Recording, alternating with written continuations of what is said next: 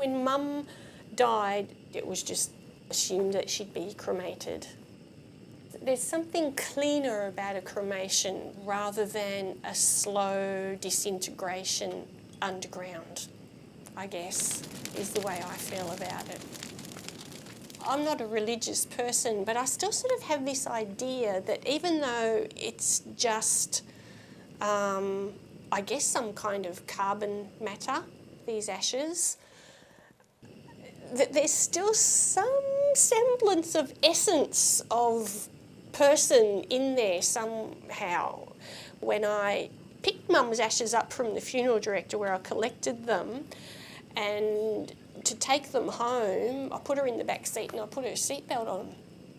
And I talked to the container. You know, it was like, oh, here you are then, Mum.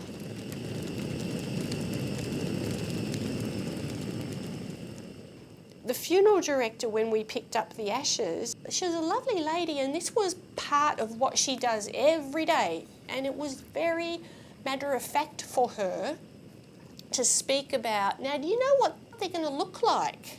No. And she said, well, people think they're a fine sort of ash like you get when you've had a fire in the fireplace, but it's not the case, because some of the larger, heavier bones, they don't reduce into ashes, and there's lumpy bits, there's big lumpy bits. So when you open this up, there might be some fine ashy bits and there might be some big lumpy bits, and I'm thinking, this is what Mum she's talking about.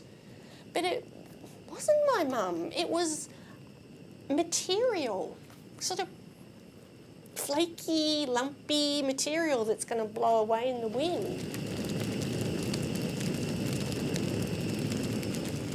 I had this fantasy about taking my parents' ashes back to their home country. Maybe I could take a little piece of them, but then I really thought it was wrong to separate the ashes. What bit of their body would that be? Like, would I just be taking my mother's big toe back to Germany? And would she be missing something?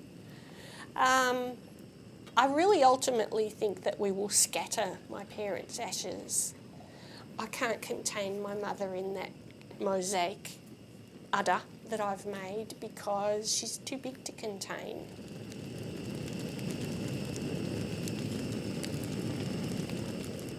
The time will come, and I think the sea is a good place because perhaps ultimately parts of my parents might even reach Europe. Who knows which way the tide's going?